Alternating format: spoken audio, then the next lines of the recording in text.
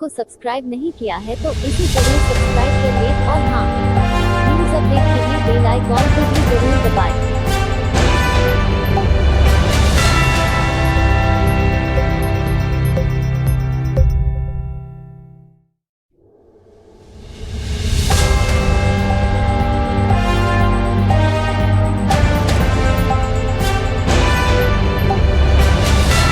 क्या लगता है ये ऐसा क्यों हो रहा है?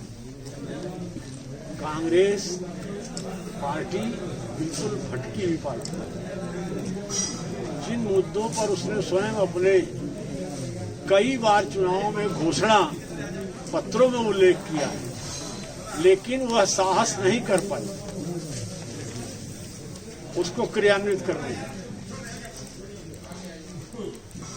और किसानों की 20 वर्षों से यह मांग रही है कि उनको उपज का उचित मूल्य मिले, उनको औद्योगिक रूप से आगे बढ़ने का अवसर मिले, उनको फसलों पर कहीं भी फसल बेच सकने की छूट मिले। और इस देश की कोई पॉलिटिकल पार्टी ऐसी नहीं जिसने अपने घोषणा पत्रों में इनका उल्लेख न किया। और अब तक किसानों के हित में बनी हुई सभी कमेटियों में कोई कमेटी ऐसी नहीं जिसने यह संस्तुति न किया। लेकिन सब किसानों को भ्रमित करते थे, धोखा देते थे। मोदी किसानों के लिए समर्पित हैं। जब से सरकार बनी, चाहे मृदा परीक्षण का कार्ड हो, फसल बीमा हो, किसान सम्मान निधि हो, तमाम प्रकार से किसानों के हित में फैसले लेते गए। संपूर्ण देश के किसानों को बेहतर कृषि उपज का दाम मिले, देश में कहीं भी उत्पाद बेच सके, उसका अवसर देने के लिए और पूरी तरह यह सुनिश्चित करते हुए कि एमएसपी निरंतर बढ़ती रहेगी, मिलती रहेगी, मंडियां भी चलती रहेंगी, साथ में किसानों को यह अतिरिक्त सुविधाएं मिले। लेकिन चूंकि मोदी के व्यक्तित्व और भाजपा और राजग के प्रभाव से लगातार हो रही उस पार्टी की जीत से सारे विपक्षी हताश और निराश हैं। इसलिए वो कहीं भी मुद्दा विहीन हालत में मुद्दा खोज रहे हैं, मुद्दा बना रहे हैं। जनता और किसानों का समर्थन उन्हें नहीं है।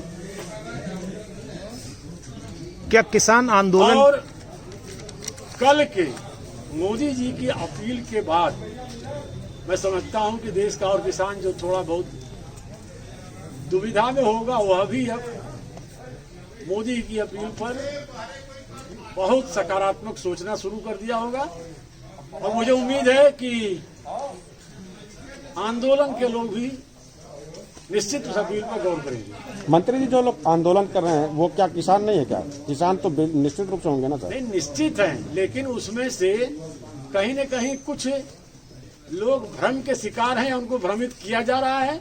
और हो सकता है कुछ लोग उसमें आढ़ती लोगों के कुछ हितों पर, जो एक निश्चित पंजाब जैसे राज्य में, अब उदाहरण के रूप में इस देश में भारतीय खाद्य निगम करोड़ों मीट्रिक टन राशन खरीदता है सार्वजनिक वितरण की दुकानों की, लेकिन ऐसा संगठित पंजाब का सेटअप है कि पूरे देश को 80% वह अनाज केवल पंजाब से ही खरीदना पड़ता है। तो उनको लगता है कि हमारे हितों पर चोट पड़ सकती है। देश में अनेक जगह वह लोग अपना गेहूं चावल खाद्य विभाग को बेचेंगे, तमाम संस्थाओं को बेचेंगे। सर, कुछ कारण हैं। चर्चाएं ये हो रही हैं कि जो आंदोलनकारी हैं ये वही आंदोलनकारी हैं जो सीएए का, एनआरसी का जो विरोध करते रहे हैं। नहीं, कुछ पोस्टर वहां आपत्तिजनक लगे, इस नाते इन चर्चाओं को बल मिला। फिर भी उन आंदोलनकारियों को हमारी सरकार पूरी मर्यादा दे रही है। आप देख रहे होंगे कि सरकार लगातार बातचीत कर रही है, लगातार पहल कर रही है। आंदोलन में गलत दिशा में न जाए, वो भी आंदोलनकारी कोशिश है। सरकार भी कोशिश कर रही है कि किसानों का कोई दुरुपयोग न करे।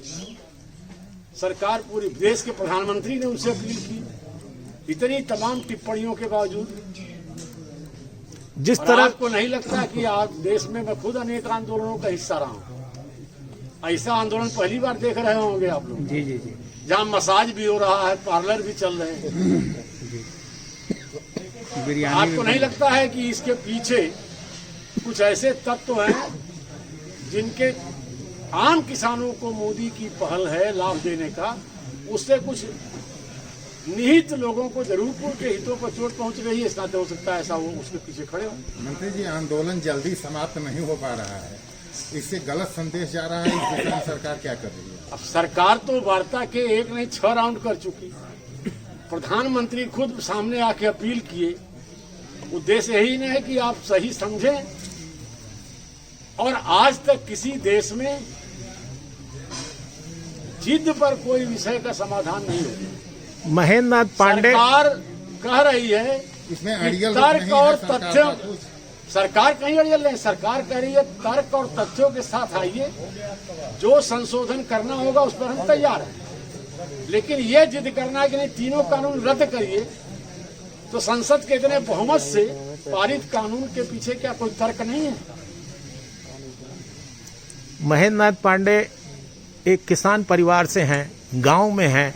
आपको क्या लगता है कृषि बिल किसानों के हित में है? क्या कहना चाहेंगे? बिल्कुल किसानों के हित में है, किसानों के हित में है। और मैं पुनः स्पष्ट कर रहा हूं,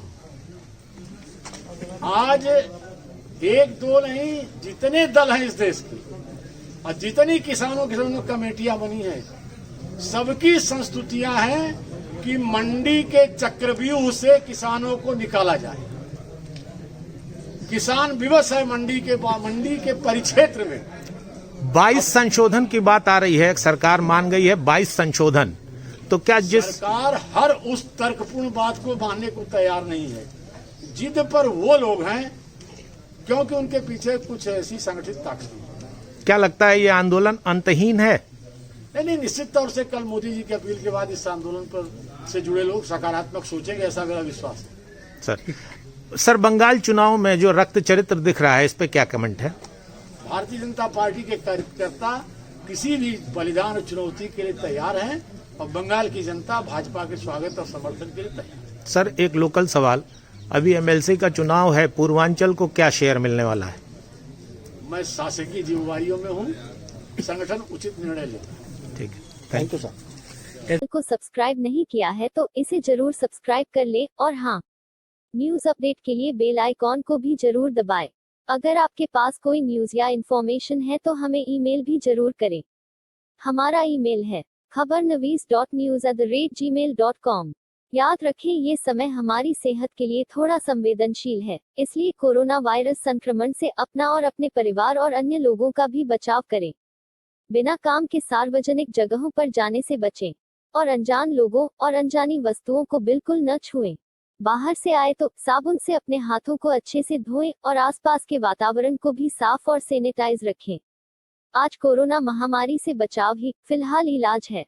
खबरनवीस परिवार आपके और आपके अपनों के अच्छे स्वास्थ्य और समृद्धि की कामना करता है। घर रहें, खुश रहें। धन्यवाद।